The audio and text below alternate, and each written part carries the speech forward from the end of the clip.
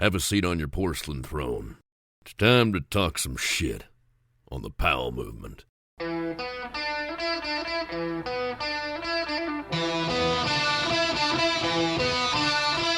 Welcome to the Powell movement. I'm your host, Mike Powell, and I know a week has passed, but I hope everyone had an amazing 4th of July. For me and my family, the holiday marked the first time in a long time that everything felt normal. It was like the pandemic didn't happen. We spent our day on the water. A good friend of mine has a waterfront pad on Alki Beach, and I've been spending a ton of time there. And we headed down for the 4th of July, and I brought down 8 pounds of tri-tip that I'd been smoking on my Traeger, and my wife made her famous Stars and Stripe cake, and we celebrated all that is great about America. And while this country has sucked for a while, with all the outright racism, hate on gay people, divisiveness in politics, issues with police, it felt like the America I used to know, it seemed gone. But like my wife's famous cake that we haven't had in a couple years, the 4th of July made all that is great about America feel like it was back, even though it isn't. But what can I say? I really do love this country, and that's how things felt from my little bubble. But I know everyone has a different experience. And speaking of a different experience, my guest this week has an absolute batshit crazy story. Robert Guerrero is a skater, an inline skater, meaning he became professional in a sport that was also looked at as a fad, and he experienced his share of hate from it. But Rob G is a loving guy, one of those super nice, deep, thoughtful, caring people that are really few and far between. He's a guy who wasn't concerned about being a pro skater. He wanted to help people. And Rob G did that through heading to an ayahuasca retreat in Peru. And then the unthinkable happened. This is one of those wait for it and holy shit episodes. And I'm not going to spoil the end of it, but let me tell you, you're going to want to listen to the end. Before I get into it, I want to ask you to follow me on Instagram at The Powell Movement. I also want to ask you to tell a friend about the show and subscribe to it wherever you listen. I also want you to support my amazing sponsors who make this thing happen. They are Stanley, the 10 Barrel Brewery, Alpine Vans, Peter Glenn Ski and Sports, and Rollerblade. Now, let's talk to one of the kindest people in action sports, Robert Guerrero. So it's been a long time since you and I have talked, and I'm going to start off the podcast talking about someone else that I've had on. Another inline skater that you've known who's been battling addiction, Ben Wise. And I've been in touch with Ben off and on. I was told his phone was stolen recently, so he's not answering my calls on his new number. But regardless, what is your best Ben Wise story? He was one of the greatest guests that I had on the podcast, so I like to bring him up whenever possible. All I get is like a kind of rush of like an accumulation of all the moments he's hyped me up in certain moments of my life. But one of the last memories I can think of was when I was in Reno and I was doing a really big kink ledge that I had been told only one other person had done, or maybe nobody had done it. Mm-hmm. And he was there hyping me up so hard the whole time. And just his energy was just so like nice to have there because he's just so raw and honest. That's what I always kind of loved about him. I haven't seen him in, I couldn't even tell you how many years, but that kind of is what comes to me. There's like a lot of love in him and support. And that was my overall experience of Ben Weiss, and excitement. And of course, like a little over the top, but like, I think sometimes when you're just yourself without any kind of, filters or anything, there's like side effects kind of that come with it, with just like being truly yourself in that way sometimes. So yeah, I mean, I love Ben. Yeah, he's an amazing dude who definitely had highs and lows, which I know you experienced, from the best trick Ben guy who was going to try the craziest thing that no one would ever want to try, wearing like the stupidest motorcycle helmet or something on just because that's who Ben was. He took that same mentality into drug use, and it didn't really serve him well, but it came with some great stories for the podcast, and he's finally cleaned his life up, which is good. Really? Yeah, I saw him in Denver over a year ago now, before COVID really hit, like in the February before it hit. And I will say it was tough to see him, where I almost came to tears because he has changed a little bit.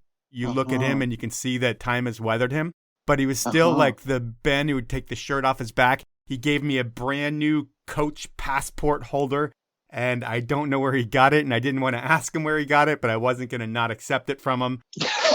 It was typical Ben Weiss, just like the Midwest kid who would give you the shirt off his back and a great dude. He fell on hard times, but he's gotten his life back together. But we're not going to talk about the Midwest because you're not even from there. You're from San Jose, California. Yeah, but actually, just to say one thing. Okay. The Midwest has been a humongous influence in my life. Like when I was growing up skating, it was all the Midwest skaters that really influenced what I did and my style and what I choose to skate. And I'm from California, like home of, all of the kind of legends growing up, Arlo and all these dudes. And it was actually the Midwest that influenced me in incredible ways. So I just wanted to say that. And also through Lake Owen Camp, which is not around and hasn't been around for a long time. But that was like a refuge for me for like 8 years. That was like Woodward away from Woodward. It was kind of like the second Woodward in the middle of the country that people went. It was like all the Midwest. It was where all the passion bladers were, and Woodward was more the Hollywood blader place. Yeah. Yeah. It was like a mini family Woodward. It was really awesome. So that shaped you a bit, but you are from San Jose, and there's a huge scene there as well. And while I've known you for a long time, I've only known you as Rob the Skater. I never really knew you for what your life was or your upbringing was other than skating. So is it mom, dad, sister? Is that kind of how it starts? Yes, mom, dad, sister. I grew up with like cousins and aunts and uncles around in San Jose. But I just basically grew up in the streets of San Jose. Yeah, well, your parents get divorced at a young age, right? When you're pretty young? Yeah, when I was 2 years old, that happened. So that's normal for you, is having two different places, though I think you live with your mom. And while you don't have a traditional upbringing because of skating, because I'd say that changes a lot of people at your level, were you guys rich, poor, average? What was the life of Rob G in that respect? My mother was such a badass. She was like an incredibly hard worker, and she worked like corporate jobs to raise me and my sister. She basically raised me and my sister by herself. Okay. We were kind of like, I guess, average. I had everything I needed, and I felt like I was doing well. I mean, I always had like good clothes, and I was always playing sports. My mother always put me in sports because my energy was just always like crazy all the time. So I was able to do everything. Yeah, you had a regular childhood, and I'm guessing that your mom's working all the time. So when you say you grew up in the streets, it's like you get home from school, you can grab your skates, do whatever you want. You're not going to see your mom till 6:30 when it's dinner time. Yeah, kind of. I was also not too interested in school, so my like grades kind of sucked a lot of the time. So I would have restrictions, but I would sneak out and like go skate around the neighborhood. And are you playing hockey a lot at that point too? Well, roller hockey. Because that was a big thing back then, roller hockey. I mean, that's It how was really big. everyone got into it. Roller hockey is what segued into grinding and stuff like that. There's a middle school I used to go to, and there was a group of like older college guys that used to meet at this tennis court and play hockey. They would bring goals. And so me and my friends started playing with them, and they would like rough us up, and like they weren't easy on us, but we enjoyed it. And we used to play every single Sunday. Let me see what else. What was the original question? I was just kind of you getting into playing hockey, because that's kind of how everyone seemed to get into the sport. It was on ESPN, was roller hockey. So everybody would get a hockey stick and start playing. And if you're going to be a good hockey player, you have to be a good skater, because you have to figure out where the puck is and be able to turn on a dime. And that's what kind of developed a lot of skaters, especially those first and second generation skaters, was the whole hockey element to it. But you're also playing team sports. And by the time you get to high school, is there a crossroads where you need to pick between team sports and skating?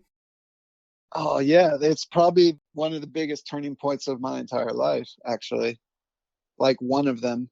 I used to love playing football. I was a running back, and I used to love playing football. And then I got to high school, and I played my freshman year, and I did well. And the varsity coaches, I guess, were checking me out, and they wanted me to play varsity in my sophomore year of high school. Which is a big deal. Yeah. And I was just like, okay, that's what's happening.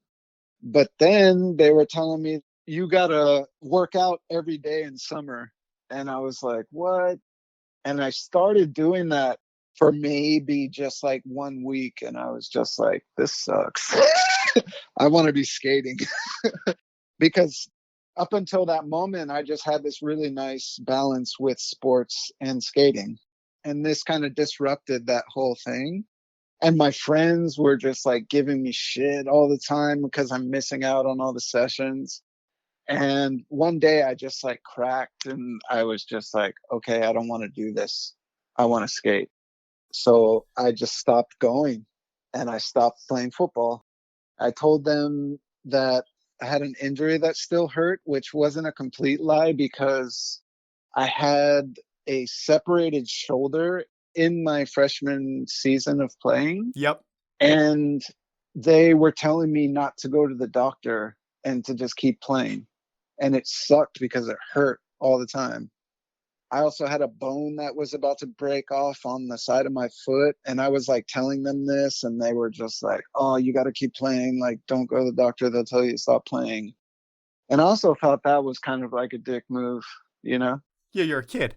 Yeah. So I chose not to. Was your mom cool with you not playing sports? Oh, my mom was super cool. Actually, at the time, I like didn't even want to tell them, like, I didn't even want that kind of conflict with them. I think I was like 14 or 15.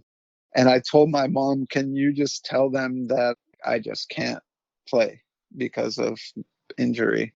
Which, you know, isn't the boldest, manliest move, but I was like 15 and 16, and there was a lot of emotions going on around the whole thing.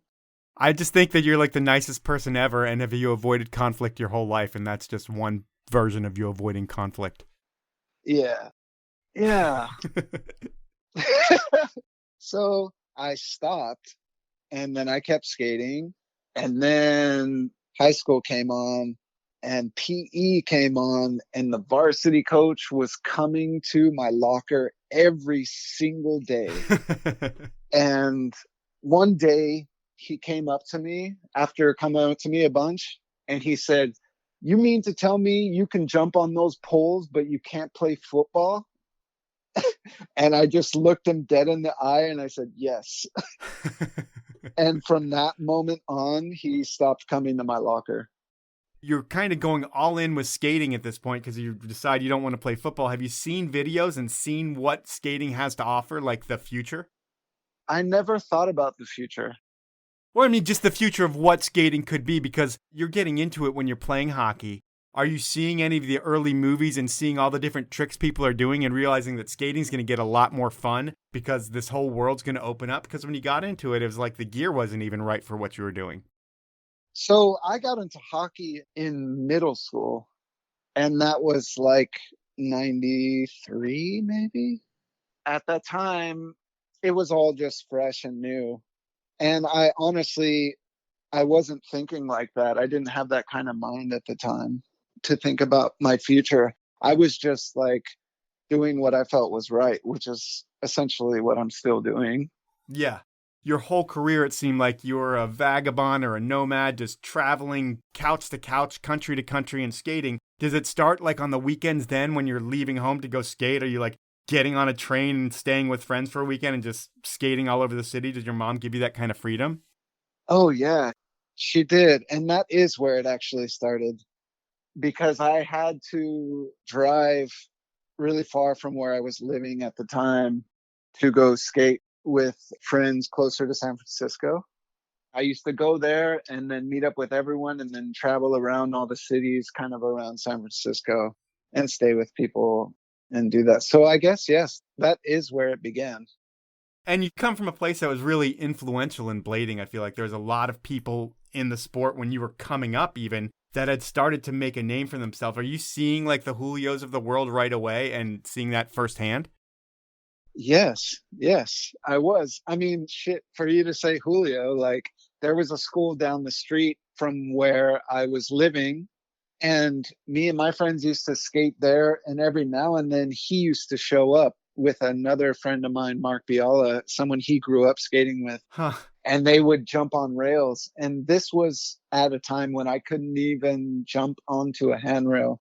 We were like using chairs and helping each other up. And like, I was seeing that. And then I was actually growing up and progressing alongside of many people who are not completely still in skating anymore, but during that time had a big influence on skating and the scene in the Bay Area as well.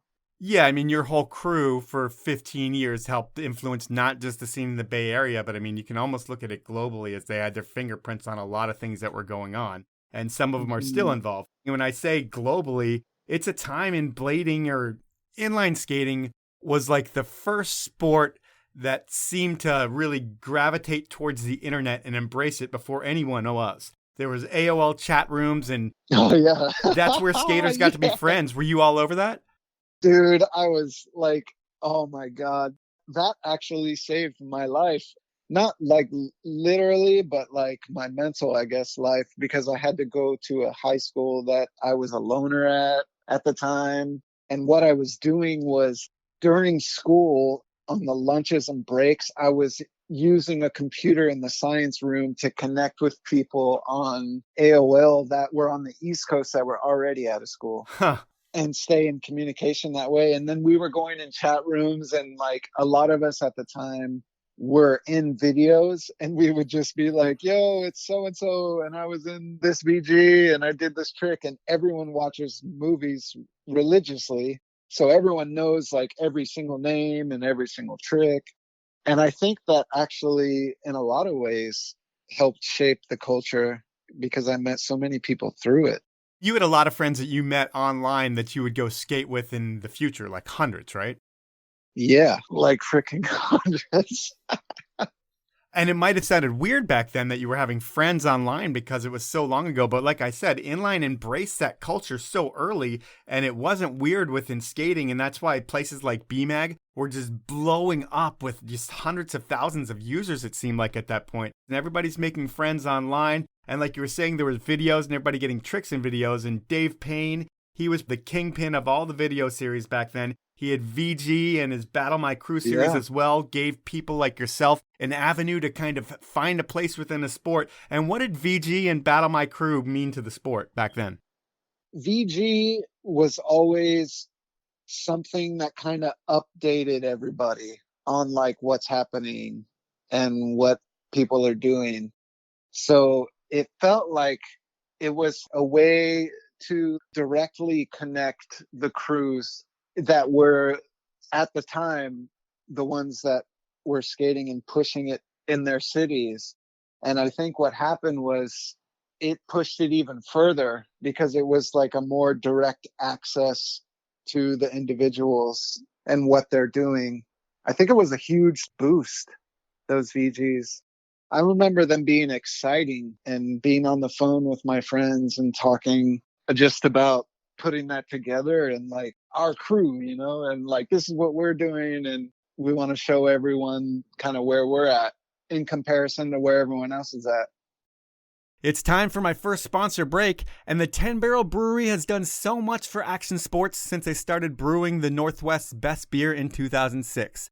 But what they've just done is truly game-changing. They've introduced a new German-inspired Pilsner to their lineup, and while Profuse Juice used to be my favorite, I love this Pilsner and will be drinking a lot of it this summer. It's light, refreshing, crisp, clean, and it has an aftertaste that I can't quite put my finger on, but it reminds me of drinking beer in my 20s, and that's awesome. It's tasty, it's nostalgic, and it's what you should try next time you're at the store. You can find out more about 10 Barrel, their events, their athletes, and the all-new Pilsner over at 10barrel.com. My next sponsor is Alpine Vans. They're the brand that Cody Townsend trusted to build his vehicle for his 50 project, and you're going to see a lot of that this fall. And you know why Cody went with Alpine? Because they produce the highest quality builds out there, and they get it. They know the features needed to live comfortable without sacrificing anything, because they know the adventure life firsthand. From living at the ski resort, to bike trips, to surfing, Alpine knows what it takes to make your vehicle more than that. They make it your functional home. Even with the electronics shortage right now, Alpine has an inventory of 8 vehicles ready to turn into your dream adventure mobile. You could have one in your driveway in 90 days. To start the process, head on over to alpinevans.com and check out their impressive quote builder, which asks you the right questions to make sure your build is both what you need and what you want. So change your life and change your adventure. Head on over to Alpine Vans. My final sponsor is Stanley. And if you aren't ready for your camping, hiking, and general outdoor adventure needs yet, it's time to get on it. And you and yours deserve the best stuff out there. And Stanley has been setting the industry standard of innovation and quality and getting you out there since 1913. By listening to the Powell Movement, you're going to get the best deal you'll find on all Stanley products anywhere. It's through this podcast. I'll get you 30% off everything Stanley. All you need to do is head on over to stanley1913.com, go shopping, and use the code DRINKFAST. That's all one word, all lowercase at checkout, and you'll get that deal. Spend over $100 and I'll throw in a limited edition Powell Movement beanie. So please support the folks at Stanley and make sure you're dialed in for the summer. Those are my sponsors. Now let's jump back into the podcast. And your crew, when you say it, I think it probably got formally named around the time of VG12. I think Battle My Crew is 1999, but you guys are a crew before that. But that's when you put the name to the crew. And while trick names in skating have been notoriously questionable over the years, your crew has a questionable name as well, Juice Sucka Fools. And how does that name even come up? Because when you're 14, it's probably cool to call yourself that. And it might be cool nowadays, but it's weird when you're like 30-something and you're calling yourself Juice Sucka Fools. Oh, yeah. You go JSF at this point. Yeah. So I can tell you the exact moment it happened. This was back when cordless phones were just coming around, Okay. and happening. And I was on a three-way conversation with Eric Garcia and Jared Majors. And we were talking about what the heck do we call each other? And I was like, well, what words do we use the most? and that's what we came up.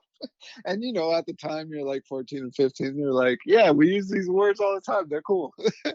Yeah, like you want to get fired up for a trick, you need to get juiced, and then you're just calling each other a sucker or a fool all the time? Yeah. So, yeah, it definitely didn't age well. And over that period of time, I kind of branched out into the world and didn't limit myself to any one crew. In fact, I think it was Battle My Crew 2 or 3, where I'm in like 4 different crews in the video. Like I have tricks in 4 different crews. And that's kind of been your mantra of your entire life. Is just like, you're not one place. Rob G is everywhere. And if there is like the spiritual philosopher Blader, it is Rob G. And I think it comes out when we talk, and it'll come out more throughout. So it's not surprising that you were everywhere back then. But VG12, is that the first big exposure that you guys have outside of NorCal? Or have you already been in the magazines? I think I had maybe already been in magazines. I was definitely already in videos. VG6 was the very first video groove I was in. How old were you? 16, Okay. maybe? So is that when you start getting more confident in yourself too? Because it sounds like you're the loner in high school and you're on a computer by yourself at lunch all the time, like talking to your inline skate friends. But then when you start getting in magazines and stuff, does it start like your self-esteem kind of build? Like you're more proud of this, even though nobody knows what the hell you're doing? You're just like, I'm important almost? Not really. I kind of lived like a dual life because I was a loner at my high school and nobody knew who I was. And I didn't make friends. And then I would go on Friday to San Francisco and there would be like 40 people skating and something would kick in and I would just get juiced. And I would start being able to skate in ways that even surprised me at the time. Every Friday and every weekend, I was doing that. And it was just something about the energy of the session that is what pushed my skating. Because I always skated really good in big sessions and my friends pushed me. I kind of feel like I learned how to have confidence in myself through that because it just happened and I kind of proved it to myself. It makes sense because when I think about your career, I think, I don't know, were you ever an ASA pro? Because that's like the contest pro and you had to qualify for that, but I don't think you ever were. No, not at all. And so that's like high school, like showing off in front of people where you have to qualify. But like street skating's more what you grew up with. Friday night skate, no pressure, just do your thing and just feed off of the energy of others. And I feel like that's why you did well in those environments. But when you got into a contest situation, because I'm sure you did compete here and there at some points, did it freak you out when people said it's time for Rob G to drop in? Did the nerves get to you and pressure? Because you can skate a park. You lived at Lake Owen. I know you can skate them really well. All of a sudden, at some point in my life, I started to get this kind of newfound confidence. And I was having contests come into my life, and I just felt like I could win them. So when they would come, I would get this feeling before them like, I can win this and I want to win this. And then I just did. And that went on for like a brief period of time. And I like won some IMYTAs. I did well in some hoedown contests and some other contests. It was like something just opened up. But those are more session style. Like those are exactly the contests that aren't ASA. Even the hoedown, okay. You're at a skate park, but it's pretty much a session. You're going spot to spot, it seemed like, within those parks. And then at IMYTA, it's a bunch of people drinking, smoking, enjoying like the whole scene of inline skating. And then you guys skating and killing yourselves. But the pressure of like being at a street course with TV cameras and Rob G dropping in 5, 4, 3, 2, 1. I mean, I don't know if it ever got that far for you. I don't even know what that feels like. I never did it. Okay. Did you ever do the amateur circuit at all? Because I figure that everybody kind of messed around and competed back then. Even if they didn't do well, it was just something that people did. You know, there were two kind of local contests that I remember doing, or there was a few actually. And there was a skate park and a group called Team Adventures here in Northern California. They would bring ramps and have contests in various places in the Bay Area. So I did a few of those, and I didn't do so well in those.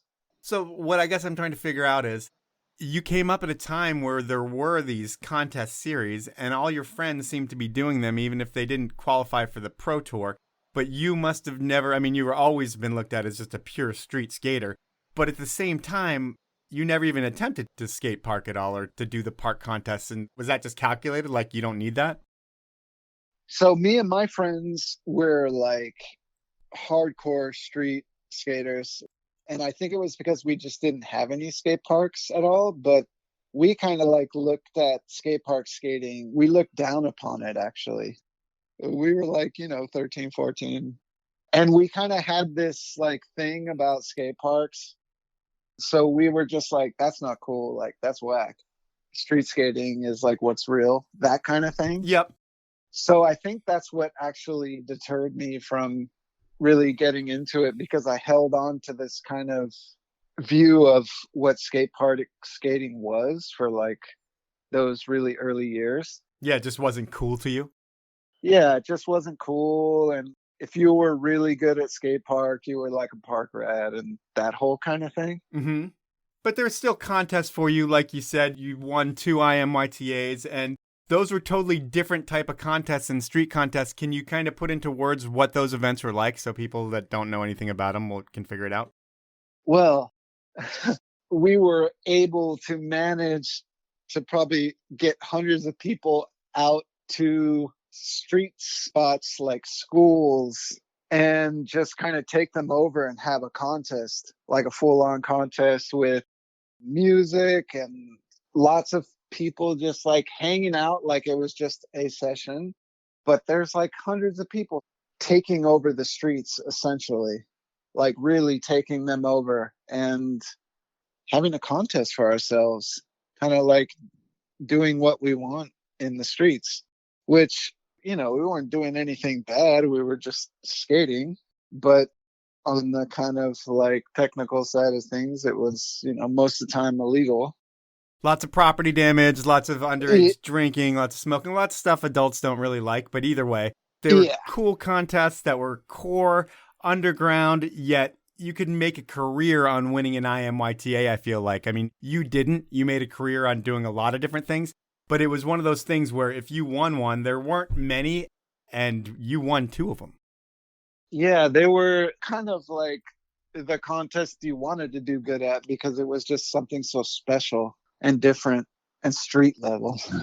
Yeah, when they happened in your career, I feel like there's one breakout year, which is 2001, where everything comes together for you. So you have the IMYTA in Detroit, which is this huge street contest that you win with a trick that is just ridiculous. We don't have to get into the details about that because only 10% of the audience is going to even know what it is. But you were able to win a contest off of that, and everybody blows up. But the funny thing to me is you've won this contest. You have a segment out in VG17, which is like the biggest profile you can possibly have in any movie in skating at that point. And every skater in the world knows who you are. But I don't even think you're a pro yet. How does the whole pro thing happen for you? Because at that point, you should be like a paid dude who doesn't have to worry about life, but you're still like couch surfing it and have no money coming in. You're lucky to get free skates almost at that point. So 2001, is that around when you get to be a pro? Yes, I was an amateur for Razors, and they were going to do a tour. And so we were on tour, and I was still an amateur.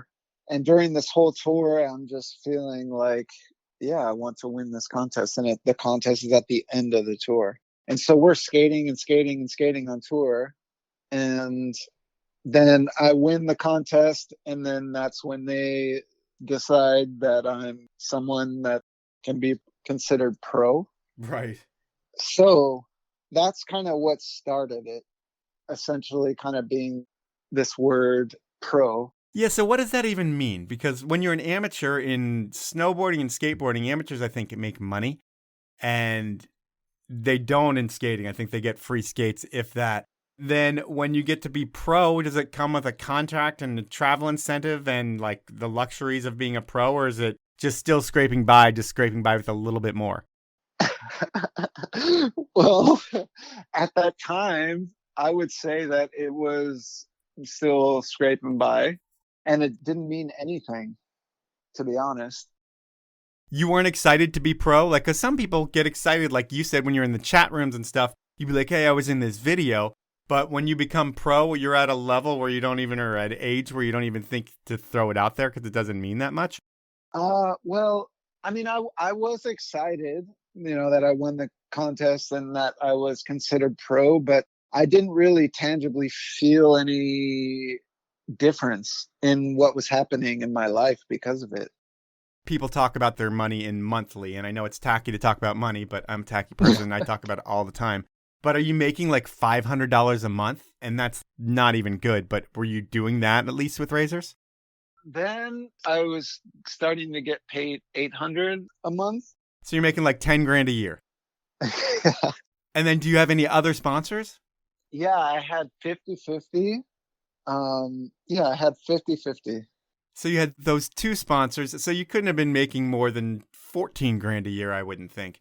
So no. Being a pro doesn't mean that much, but then you're Rob G, and you're always traveling. Like I said, you're everywhere, it seems like. And probably from the time you're 18 or so when you can move out of the house till maybe 5 or 6 years ago, I would think that you probably spend, 6 to 8 months on the road away from where home is? Well, home hasn't even really completely been a thing for... Home is like my body. And I kind of came to this understanding with myself after just observing the way my life likes to kind of flow. And that there was this idea of like having a home. I guess I wasn't meant to experience it like in the traditional sense that everyone else experiences it. My life is just a life of movement. I see that, but it's also a life of kindness, a life of spirituality, a life of meditation, a life of yoga, a life of a lot of things that I make fun of on this podcast because I don't understand them.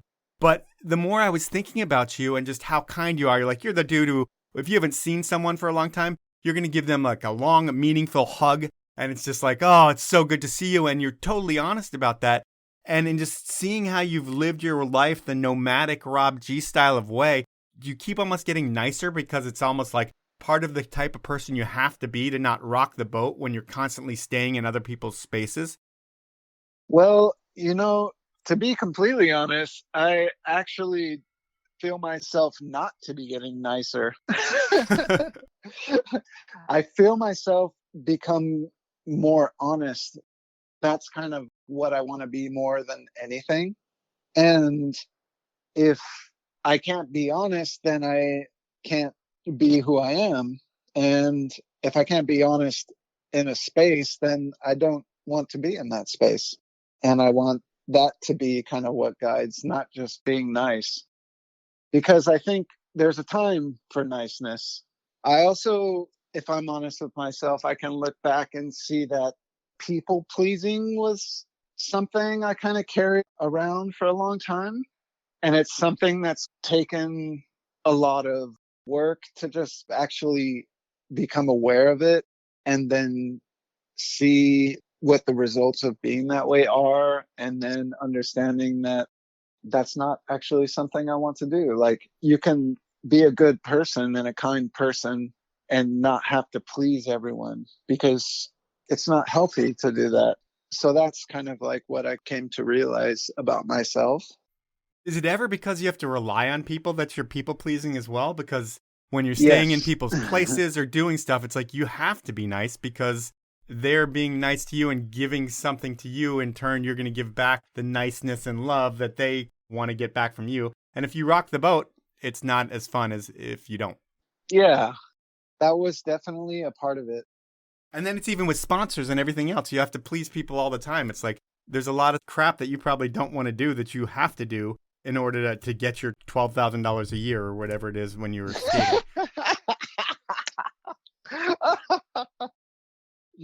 I guess I've kind of been lucky in that regard, because I feel like I try to just consistently just be like, this is me and this is what I do. And if you're down, you're going to support it.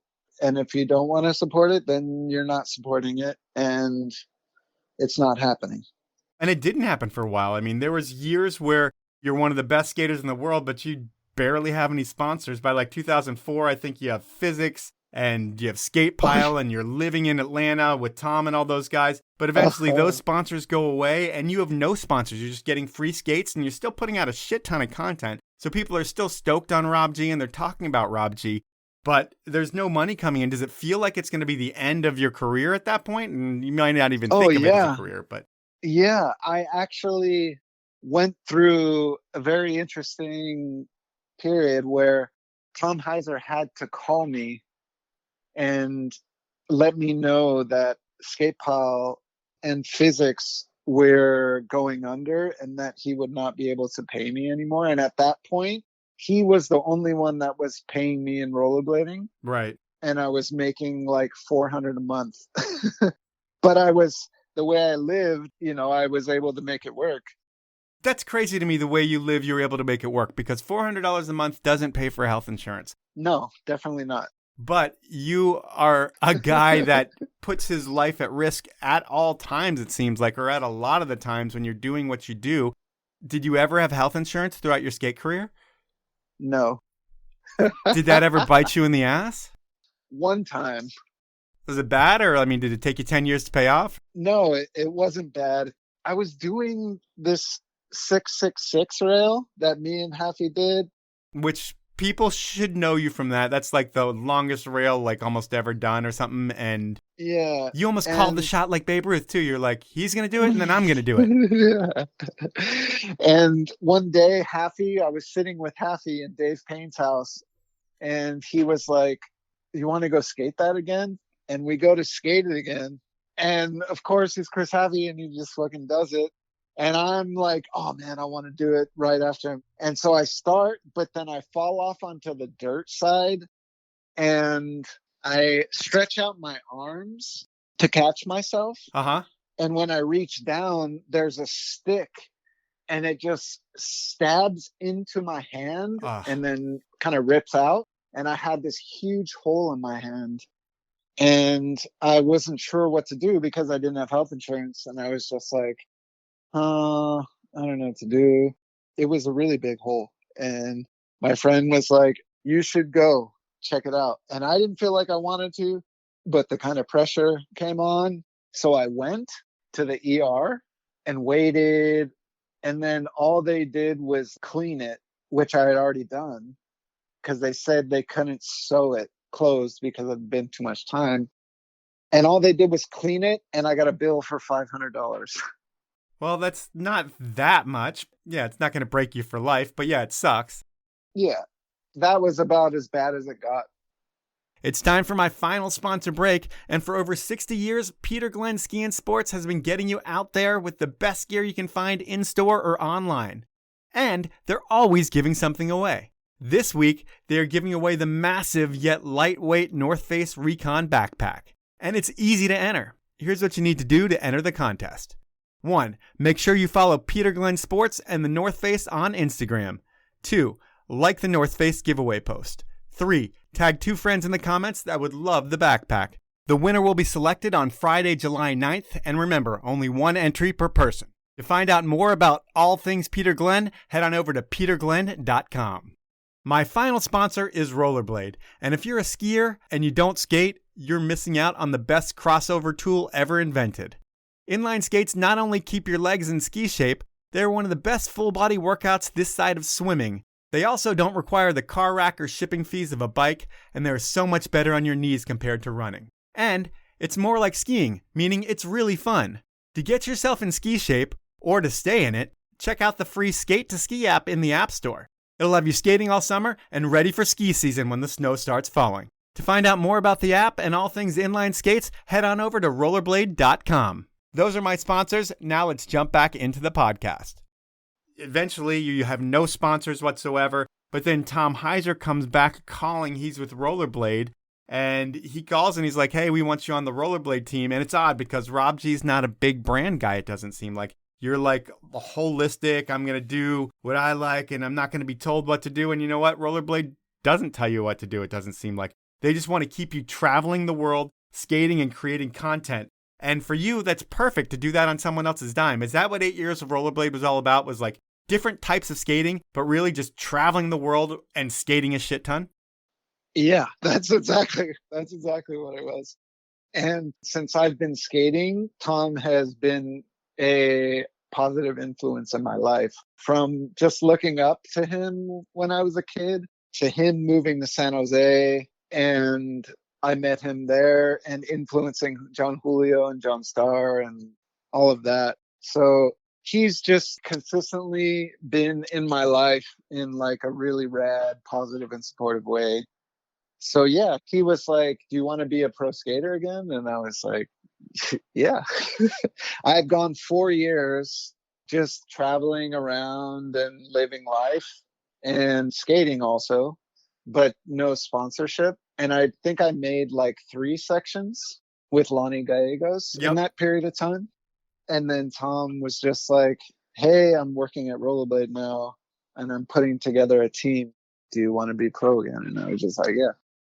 And that's amazing. You get 3 pro skates out of that deal, which is like something that no one can ever take away from. You can hang your hat on that. And they sent you everywhere. And I'm going to guess that it wasn't Rollerblade that was done with you. They were probably stoked on you because they could bring you to a marathon and you'd skate it and you'd finish in the pro pack. Because it was crazy. You'd show up never skating Duluth or any marathons before. And you're like, yeah, I'm going to go for it. I'm going to try to go to win. And it's like, you're going to try to go win. And you were what, like probably a minute or 2 off the main guys at that event. And they could bring you to their sales meetings and you could talk about their marathon skates. You could talk about their aggressive skates. And you were just a wonderful addition to their program. But eventually it wasn't like they were looking to get rid of you. It was just like you, hippie Rob, and I will say hippie for lack of better term, are into meditation and are into yoga and are into all these different things. And you want to expand your horizons. Is that how your career ends? Yeah, I had really felt the call to spend time in Peru. And when I really feel like doing something, I do it. And there's just no like kind of like ifs, ands, or buts about it. If I really feel something that I need to do, I do it, regardless of what's happening. And it wasn't a super easy conversation to have, but I had it with Tom, and he knows me, this, I guess, as you would say this hippie Rob, I guess. So he was understanding, actually, which I thought was really incredible. And I was like, I don't know if this is the end of me being a pro skater, but this is what I need to do. So this is your next path, and you're going to go to Peru. You're going to go to a spiritual retreat center. And I guess that helps people. And I think you live there for like 9 months. But I don't really understand. Like, how are you helping people? Are you working at this place? What does the whole thing mean?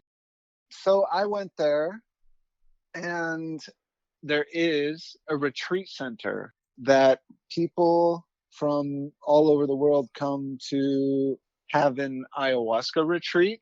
So most of the time people are coming because they're having some troubles in their life, or maybe they're just not quite understanding how to navigate their life. Do you get like people that are trying to quit doing drugs, people that have personal problems, and then maybe even vacation like drug tourists as well? Yeah, I mean, you get the full gambit of people and their reasons for wanting. I mean, there's lots of reasons that people have for wanting to go, and I've experienced essentially like all of them because I've been able to be with hundreds of people in that setting. So my intention with doing that was I really wanted to help in whatever way I could in that kind of setting with people who are wanting to come and spend time and kind of figure themselves out and what's happening in their lives. Because that was bringing me a lot of joy just to be a part of that experience and to help in whatever way I could in that setting. And I got a lot of joy from it. It felt like a privilege to play some kind of part in someone's life in that way. I've never taken ayahuasca, or I don't even know how you do it, but I'm guessing you have. Like, is it something that you drink and then you go on a trip for like 8 hours and you have people around you that are like making sure you don't lose your shit?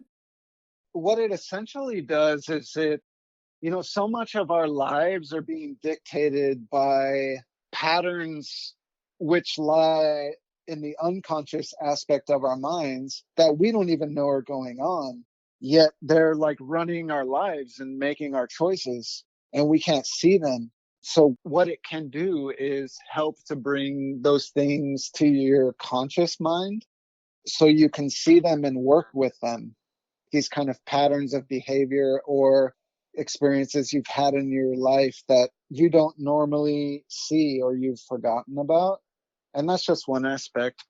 I mean, is there a hallucinogenic effect to it? Yes, there is, but I never experienced that with it, actually. Huh. And I think a lot of people are drawn to it because they want some kind of trip. Yeah. But I never was connected to that aspect of the experience, and I didn't have those experiences. Yeah, you were doing it in its purest form, but some people are going there just to like get messed up on ayahuasca. Yes, I have experienced people with that intention. However, usually those people get something completely different because this experience is such a mystery. And I mean, life's a fucking mystery, but nobody knows what's happening and how it's working. But it's definitely having strong effects. So you do this for 9 months or so, and then you need a retreat of your own, it seems like. It's like almost like you need a vacation from your work, which is meaningful work, but you need to chill. So you go to another retreat space, and how do you even find that place? How much does it cost to go someplace for a month? Because I think that's your next plan is I'm going to spend another month somewhere else, and I'm going to be in my own world. Well, yeah, I spent 9 months at this one particular place in the jungle, and it's intense. And I hadn't dealt with that level of intensity yet because you're with people essentially like all day and you're ready to be with people at any time, at any given moment. At the ayahuasca retreat. Yeah. So at the time, I didn't realize just how it was affecting me, like my own emotional and mental well-being, because I'm just focused on others the whole time and taking care of others. Like that's my only job, essentially. Yep. So it got to a point and I felt like it was not healthy for me. And I needed to have my own time to myself to kind of gather myself. And so there was a woman who was working at the place I was at, and she had her own place where she did retreats on an individual level. Is it still ayahuasca or is it just like meditation? No, it's just spending time in isolation, essentially. How many hours in isolation a day are you spending? You live in your own wooden shack pretty much the whole time, and you come out to have a meal, which at the time you were only allowed to eat fish and plantains. There were certain restrictions. So most of the time I was alone in my kind of like designated area. That's super strange to me, but to each his own, I'm not going to judge. Well, it's meant to, like, when you're just alone without any kind of influence or distraction, you get to see yourself a lot more clearly, and you're kind of forced to be with yourself no matter what comes up. But you're And bored. if you're someone who wants to know yourself better, then it's the best thing you can do because there's no distractions. And I mean, I'm not just saying like going out into a jungle and spending time alone, but just in general. Yeah, I mean, you could do it anywhere as long as you're just by yourself and no distractions. Yeah. And I've spent so much time like that it's something I enjoy, and it's actually a way I like to live. So in your nomad state of traveling, like you are totally fine with the interactions of all the different people that you get, or you could sit in a shack by yourself and be totally as engaged, just different engagement. It's like you're engaging with yourself in that respect. But you're not at this retreat for too long because this is where your life takes like a crazy turn for the worst. And you might not even know what happened. But from what I was able to find, there was an altercation that you were in with a 63-year-old man. That man had a gun and he pointed it to your head and shot you point blank. Is that what you know? I mean, sorry to be so blunt about it, but I don't know how else to talk about it. No, that's, I mean, it's really as simple as that. You know as much as I know. So you don't remember anything about the dude or the situation, really? No, my only memory is lying on the floor with this kind of coldness of death and blood coming out of my head. Jeez. And so you probably don't get any more details on the altercation, but you're like a nice dude that I can't. Have you ever been in a fight? I've never been in a fight in my life. Okay, so yeah, I'm thinking that the altercation thing with you is really strange. So this guy, who knows what was going on within his head, or if you said something that confused him and he decided to shoot you in the face. But that's what happens, and you're in the jungle. How do you get to a hospital? Like, what are the steps to get you from the jungle bed to a hospital? Well, there's a hike that needs to happen, and then you need to get onto one of those tuk-tuk motorcycle things. Okay, so how long's the hike first? The hike's maybe like 20 something minutes. Okay, that's not that bad, but then you have to get on a little motorcycle. Yeah, and then you got to go for like another 15 minutes to a port. Okay. And then you got to get on a boat to go to the major city. So the whole process from the time that you're down to the time you get to a hospital, is it like a couple hours?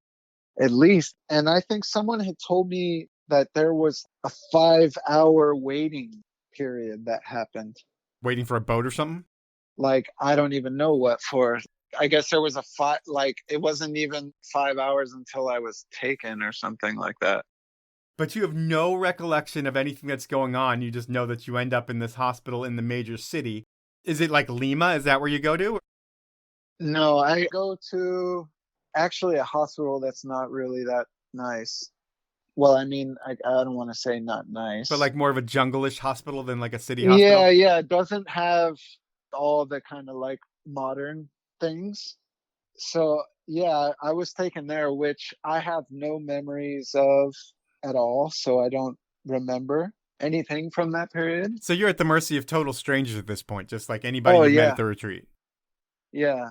And then behind the scenes, the word's starting to slowly get out that Rob G has been shot. And one of your best friends, Lonnie Gallegos, He's been one of your main filmers over the year. He starts a GoFundMe, gets on a plane for Peru, and over the course of the next couple of days, they have to do a ton of different things to get you back to the States. Like, what are the steps do you know now? Because back then you're out of commission. Lonnie's running the show, I would think, and your dad as well. But do you know, like, what needed to happen for them to get you from Peru here and to make it so you could be a normal functioning Rob G today? So, yeah, Lonnie was who got the whole thing started.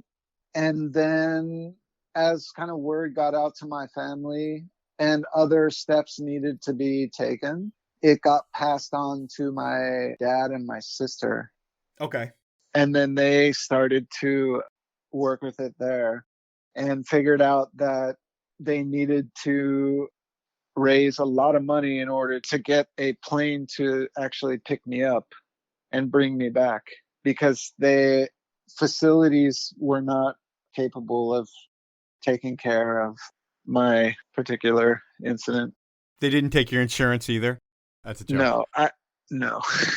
But they basically came to the conclusion that the best thing would be to get me back to the States, and that would cost a lot of money.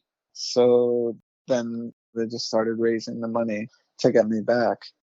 Well, that was a miracle in itself, because there's a GoFundMe that was put up. And like I said, for 15 years, you've spent 8 to 10 months on the road, staying with different people, being their best friends for the week that you're there. And then the rest of their lives, they're going to love Rob G. That's not your intention. That's just what happens. And then when something like this happens, within 2 or 3 days, you have over $100,000, I feel like, in that GoFundMe. And the ability to get you back here and do stuff is a real thing. And did they have to get a special flight, like a low altitude flight, because they didn't want like the bullet protruding out of your head or something? Yeah, it's like a hospital airplane. I don't know what the correct term for what it is. Okay. But you do have to fly at low altitudes for sure. And I was put into a coma as well. Did you come to it all before any of this, before you were put in the coma? Did you know what was going on? And then they're like, all right, now we're going to shut you down. No. So you don't know anything that's going on that whole time? No. So when you get back to the States, do you just wake up one day in a hospital and look around and just see friends and family around and you're like, what the hell's going on here? Yeah, like I remember starting to come to, and then like a nurse straight up asked me, did I know why I was there? And that was the first thing I recall, was this nurse just looking at me and saying, do you know why you're here? And it was just such a weird thing.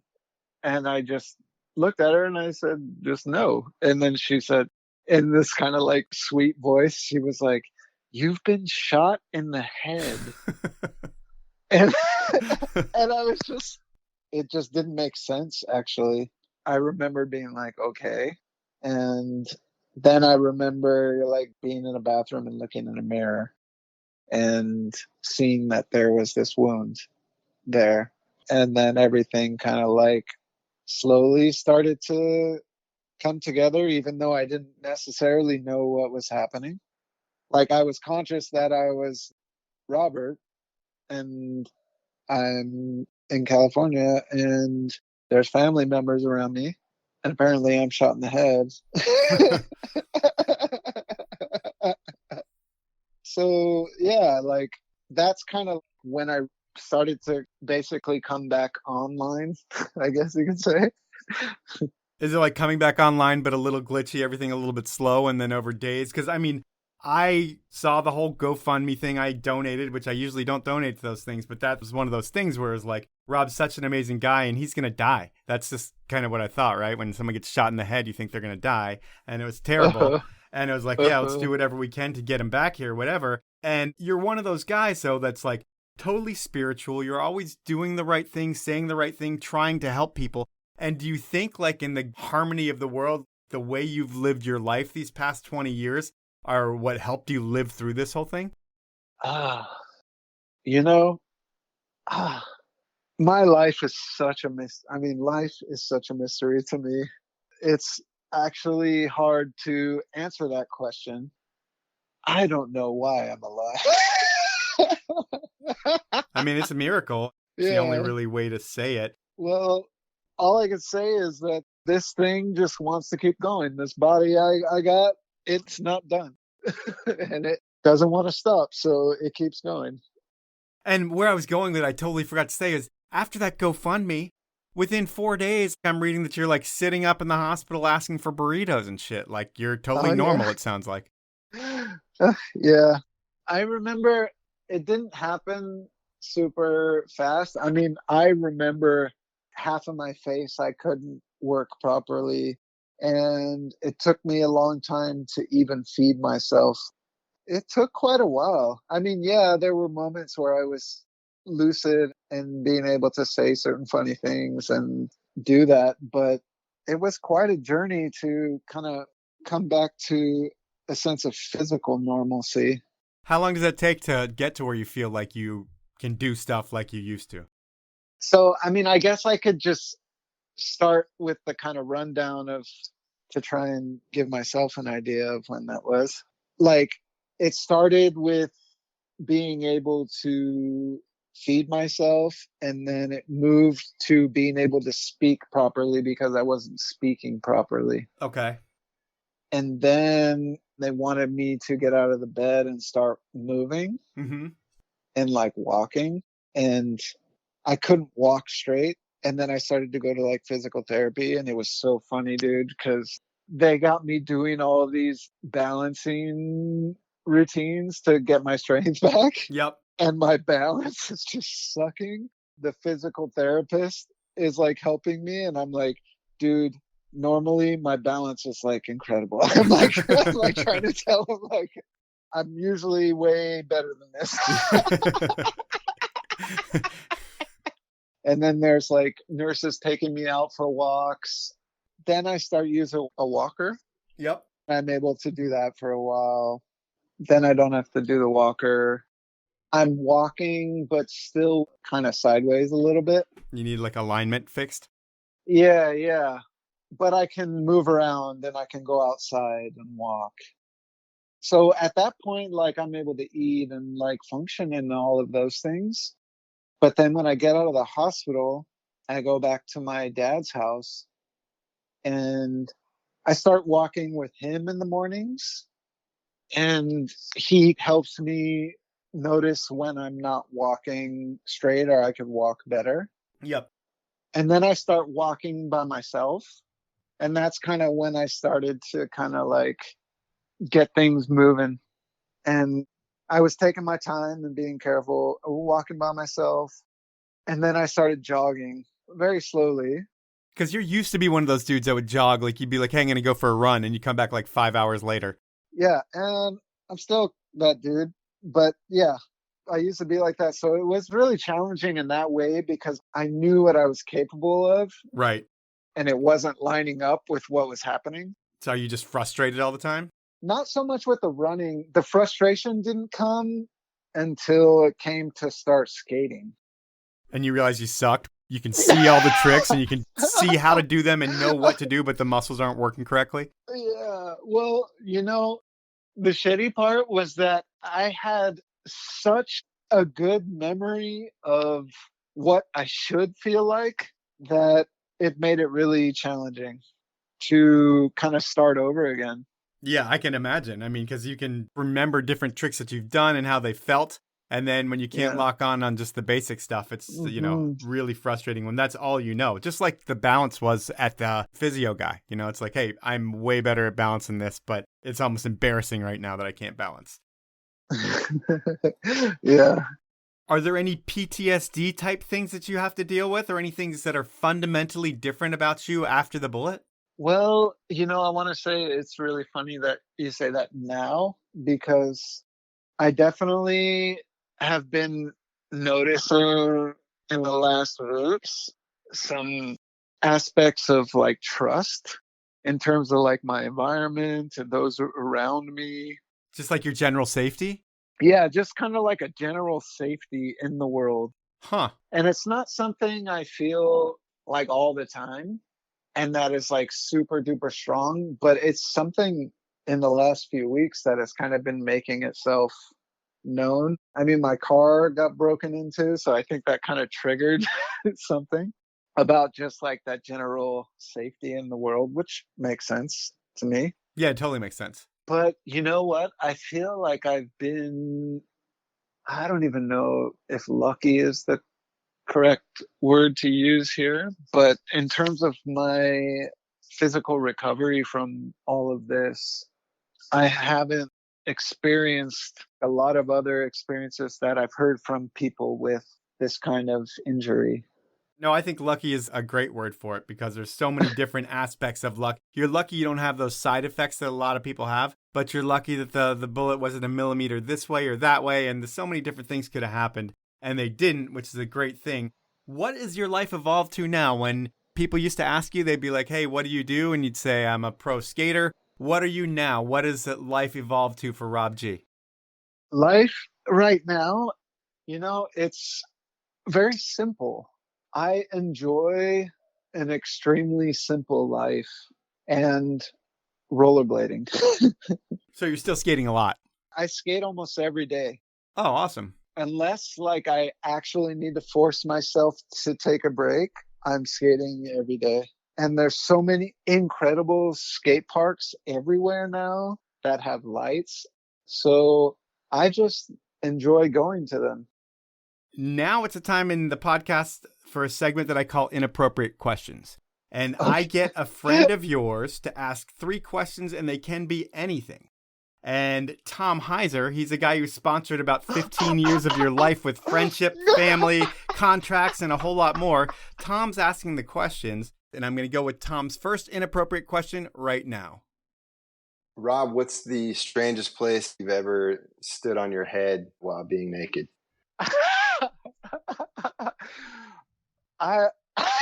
I've never done that. I can't recall myself ever doing that. Well, you were shot in the head, and you might have forgotten this one. It might have gone with the bullet. But Erin, Tom's wife, said she walked in on you when you were living with them on your head naked. Oh, shit. I don't remember that ever happening. Well, the beauty of it is, and it's not beauty, but you can always say, I just don't remember, and you have an excuse why you don't remember. So we'll leave it at that. Rob doesn't think he's done it, but Erin Heiser has pictures of it, but we're not going to post them. Let's go to question number 2. No, she doesn't. No pictures. Well, it was an interesting time living with the Heisers. That's all I can say.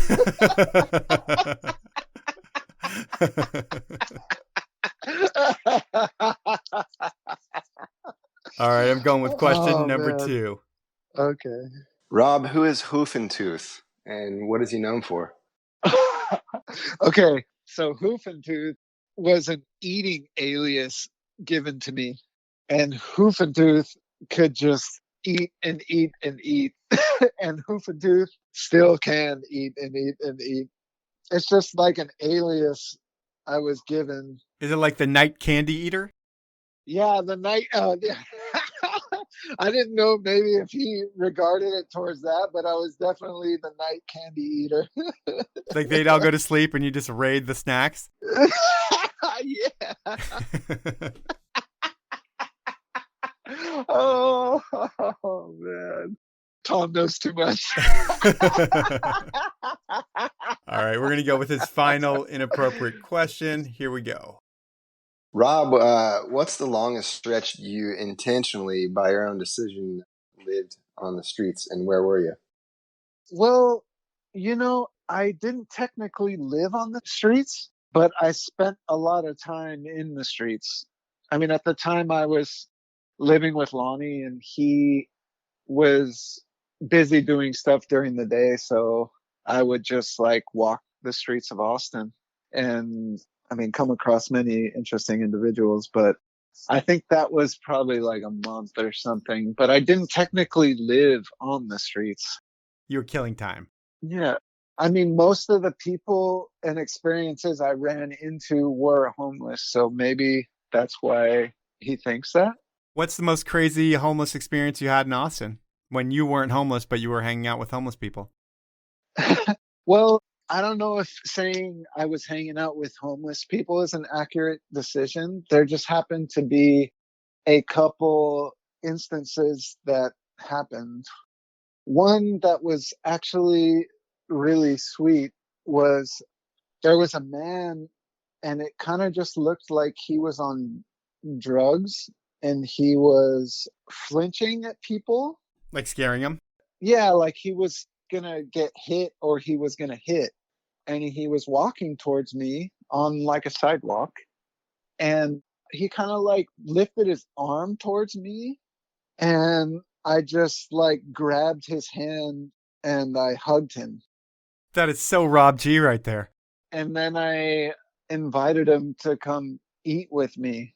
And he did. And he came and ate with me. And then he just started telling me his whole story, and that he was homeless, and that he was from Florida, and he'd been beat up many times, and basically describing why he was acting the way he was. And he like opened up and ended up being just like a really nice dude, like a super nice dude. It's reasons like that why that bullet didn't kill you, Rob. It's because you've been so good and kind to people, and the world needs more of you here. And I feel like that's why, when I was saying, do you think it's because of the way you've lived your life? I don't really put much credit to that. I don't believe in horoscopes and weird shit like that either. But there could be something to it, because I've always seen you over the years, and you've always been like such a good, kind-hearted, totally different skater and type of person than anybody else within the industry. You definitely had the talent and the creativity and all that great stuff. But it never really mattered with you because everybody wanted to see you because you were such a great person, and the skating was kind of like the sugar on top of everything. So I don't know. It's pretty cool. I don't know where I'm going with this. It's kind of the end of our podcast, and I want to thank you for your time, man. And yeah, it's been a pleasure knowing you for probably 20 years, although I haven't seen you in at least 10. Yeah, man.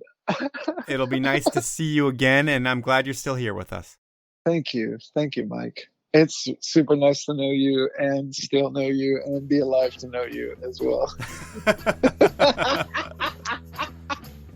So that was time with Rob G. And holy crap, what an insane story. He got shot in the face from point blank range, and he lived to tell the tale. And while it took a Herculean fundraising effort and hard work on Rob's part, he can walk, he can talk, he can skate, he can do just about everything these days. I haven't seen Rob in person, so I can't say that he's 100% from my own eyes, but he sure does sound like it. And I hope y'all like this one. I know inline isn't my biggest audience, but I don't care. It's my roots, and the more I think about this podcast, it's all about the stories told. Everyone is an easy interview if you want them to be. So when I'm prepping for these stories, I always try to find the angle that I think will make the most interesting podcast for you. So if it's an inline skater, a base jumper, or whatever, if they're on my show, this podcast is going to be interesting. And based on the reviews, you feel that way too. Looking at them, I have about 650 5-star reviews compared to the 10 1-star reviews that I have. And while I don't think about the 650 good ones, I focus on those 10 bad ones because they annoy me. So if you're going to rate me with 1 star, please put a review up there too so I'll know exactly what you don't like about the show. Because most of these ratings and reviews, I got these before I started doing the review of the week. And what is the review of the week, you ask? Well, it's where I read my favorite user review or my least favorite user review live on the show, and whoever writes the review that I read, well, they get a free beanie. And here's what I have for this week. It's a 5-star review from Spencer BS, and it goes, Mike Powell has so many industry connections. It's crazy the people he gets on the show and how he gets them to share. I'm always happy to see a new episode come out because it's usually a name I recognize and want to hear their story. And for the names I don't recognize, there's always an interesting angle on what that person has done in the ski industry. Well, Spencer, I thank you for that review, and I'm reading that this week as it's really relevant because Rob G is not a name that everyone is going to know, but I think once you get through this podcast, you realize how interesting it is, and you might not be an inline skater out there, but everyone can relate, or actually no one can relate to actually having a gun put to their head and having the trigger pulled. But Rob can relate to that. He tells the story and he lives to tell the story. So it's an amazing episode this week. And I think this review really relates to Rob G and maybe not knowing what he's all about, but after listening to his podcast, finding out that it was really interesting. So I thank you for your review of the week. You are going to get a beanie from me. All you need to do is email me at mike@thepowellmovement.com. If you want to get a free beanie, All you need to do is send me in a review. And to submit your review, here's what you need to do. First, hit the podcast icon on your smartphone. Second, search for the Powell Movement. Third, click my logo. Fourth, scroll down to where you see the stars. Fifth, click how many stars you think I deserve and write a review. It takes about a minute and it's greatly appreciated. I also appreciate your time. Thank you very much for listening to the podcast. I hope you've enjoyed it and I hope you support my amazing sponsors who do make this thing happen. They are Stanley, the 10 Barrel Brewery, Peter Glenn Ski and Sports, Alpine Vans, and Rollerblade. Have a great week, everyone.